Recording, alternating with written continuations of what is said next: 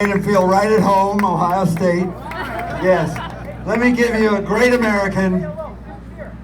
Let me give you a great American, Jim Jordan. Thank you. Get the rats out, Jim. Get the rats out. Never think in the greatest country in history, ever think in America, government would be telling you you can't go to church, you can't go to work, you can't go to school, you can't go to a loved one's funeral, but you can protest, riot, and loot all you want. Absolutely. I mean, did you ever think government would tell you, you can't have your family over for Thanksgiving? Now they're telling us you're not supposed to hug people at Christmas. You believe this? Pretty soon they're going to say you can't say Merry Christmas at all, right? In America, this is going on. It's about free. Right now in Ohio, we have a curfew. You got to be home by 10, right? In Ohio, you got to be in your home at 10. In Pennsylvania, when you're in your home, you have to wear a mask. In Vermont, when you're in your home, you don't have to wear a mask because you're not allowed to have anybody over. In America, this is happening. In the end, it's about freedom. It is really about freedom. The thing we most associate, you clap for freedom, that's a good thing to clap for. It's about freedom. We did a last Congress, one of my best buddies in Congress. Lynn Westmoreland was one of my best buddies as well, but Mark Meadows, last Congress, Mark, of course, is doing a great job for the president of the White House. But we had a series of hearings in the Oversight Committee where we were focused on freedom. We were focused on the attacks on your First Amendment rights, your right to speak out in a public way. We had, first hearing, we had Ben Shapiro and Adam Carolla. They were hilarious. I mean, Carolla was great. Shapiro was always great. And that was fun. The second hearing, we brought in some college professors and talked about all the crazy things that are happening on our college campuses. You know, campuses you all pay for, your tax dollars are used for. Crazy left-wing baloney going on. Safe spaces, free speech zones. I said to this one, I remember in the hearing, I said to this one professor, I said, Professor, on a college campus, can a safe space and a free speech zone be at the same location? And think about it. And he kind of chuckled, and I said, or is it kind of like, you know, you can have 1 foot in a safe space, 1 foot in a free speech zone, but there's a little bit of real estate in between that's both safe and free, right? Because where's a free speech zone supposed to be in America? Everywhere. Yeah, Everywhere. It's called America. It's called the First Amendment. Then I said to this other professor, and near the end of the hearing, I said, Professor, on a college campus, in a safe space, can I say this sentence? Donald Trump is president. He paused for a second and looked at me and says, well, Congressman, it depends. And I interrupted him, which I'll do sometimes in a hearing if I think a witness is saying something stupid. And I said, there's no it depends about it. He was elected, this is 2 years ago. I said, he was elected on November 8th, 2016. He won the Electoral College. He lives at 1600 Pennsylvania Avenue. He is, in point of fact, President of the United States. But that's where the left wants to take us. And we've learned a term now in the last year that scares me, this whole, you follow this cancel culture, right? The cancel culture mob online, how they attack you if you speak out against the woke thinking of the day. This is frightening. And I keep using this example because I've yet to find a better one. Look at what they've done to sports. You know, it used to be, Gingrich used to say this. Lynn knows this. Speaker Gingrich used to say the sports page is the last page where they actually talk about the winners, right? Everywhere else is all about all the bad things that are going on, talk about losers, all the depressing stuff. Sports, they talk about the people who won the game. So in sports right now, think about this. Drew Brees tells us we should stand for the anthem. He gets attacked, right? I mean, Drew Brees is a great American. Believes the same things we all believe. The left goes after him. James Harden wears a back the blue mask. Has to answer for that, gets harassed for simply supporting our great law enforcement. And the best one is the football coach at, follow this story, Mike Gundy, football coach at Oklahoma State. Mike Gundy goes fishing with his boys, wears a One American News, a conservative news outlet t-shirt. Almost lost his job. Almost lost his job for fishing in the wrong shirt. When that is going on in this country, we see how serious it's gotten.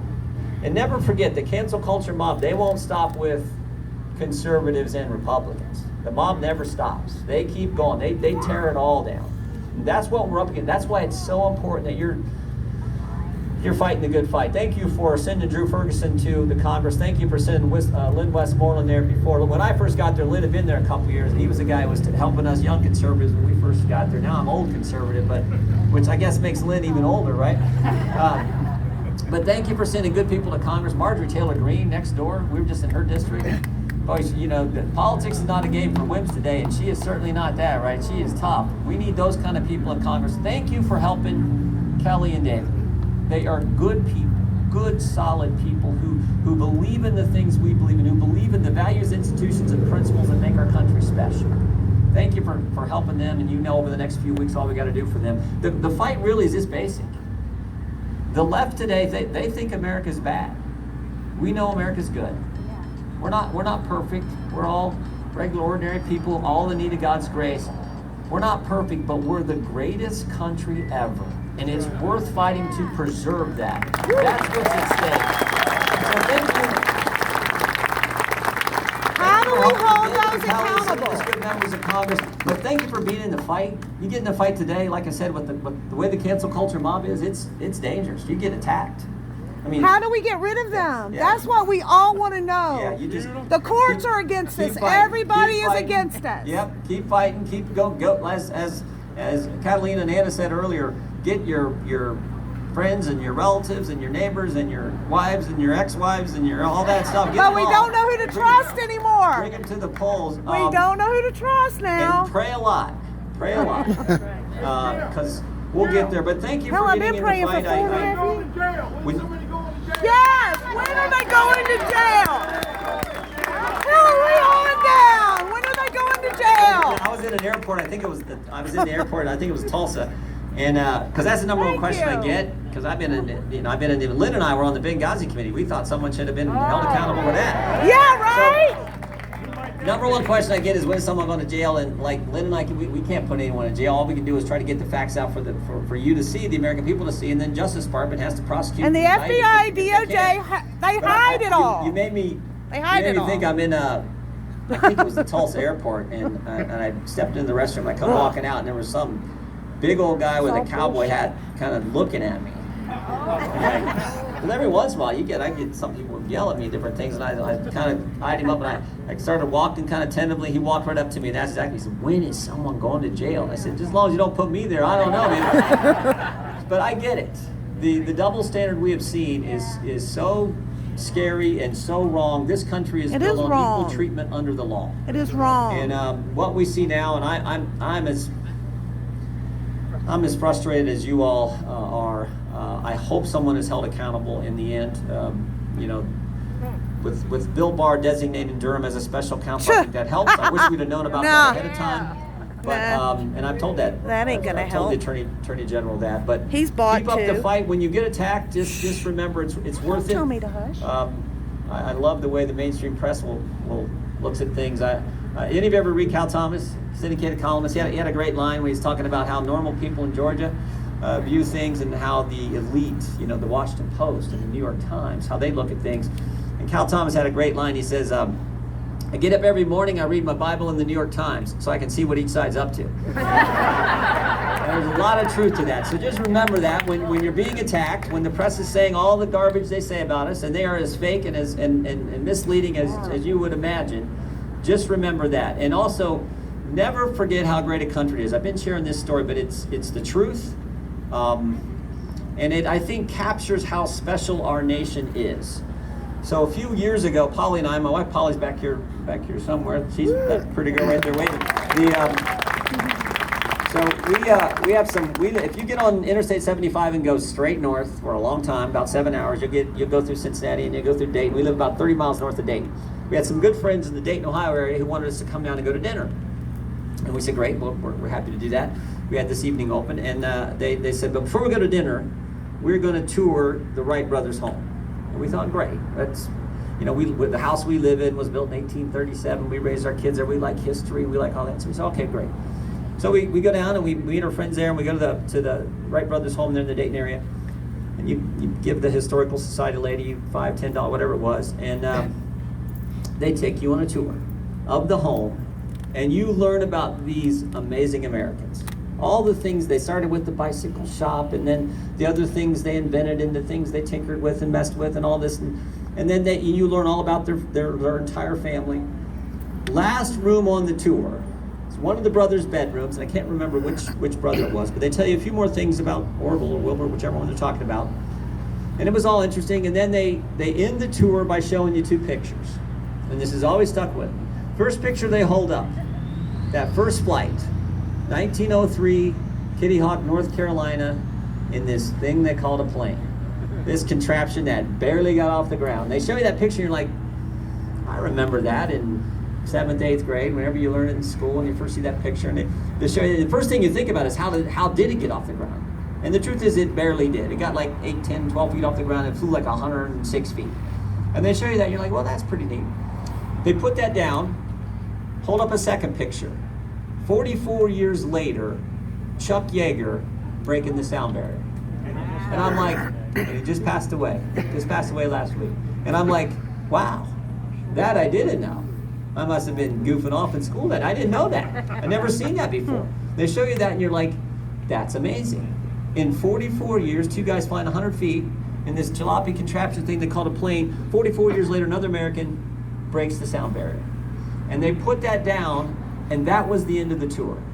And as we're walking out, as Paula and I are walking out that room, all of a sudden it hit me. Well, wait a minute. Why'd they stop there?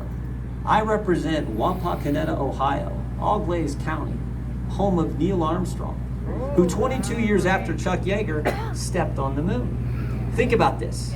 Think about this.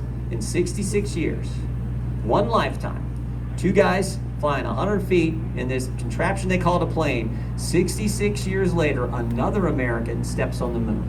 Don't ever let anyone tell you you don't live in the greatest nation in history. And the values and principles that allowed all that to happen in one lifetime are what's at stake in this election. So you go out and you tell everybody you can, vote for Kelly, vote for David, make sure we keep the Senate, and never forget what Paul told Timothy. Fight the good fight, finish the course, keep the faith. Keep faith in what this country has always offered its citizens, and if we do that, we're going to be just fine. God bless you. Merry Christmas.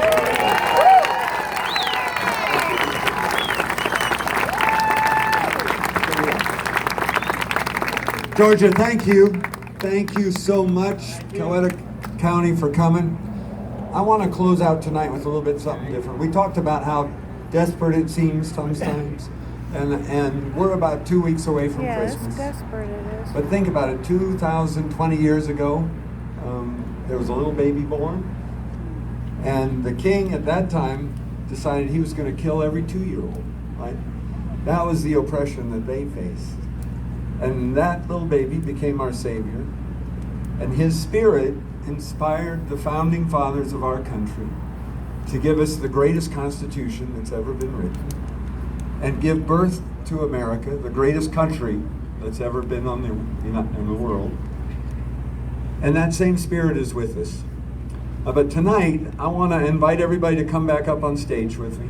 And I'll tell you a little story. When I was a young man, I celebrated Christmas one time in a mountain town. And the folks in that town, their tradition on Christmas Eve was to come out together around the Christmas tree in the town square and sing the song Silent Night.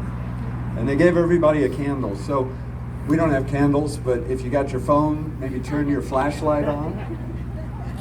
And Charlie, go ahead. Let's hear it. Sing along. Silent night, holy night, all is calm, all is bright, round yon virgin mother and child, holy infants of tender mind, sleep in heavenly peace, sleep in heavenly peace. Amen. Thank you, Georgia. God bless you, Georgia. Be sure and vote, Georgia, so we can save America. Thank you. We're going to go get some barbecue, hang out. We'd like to meet you all.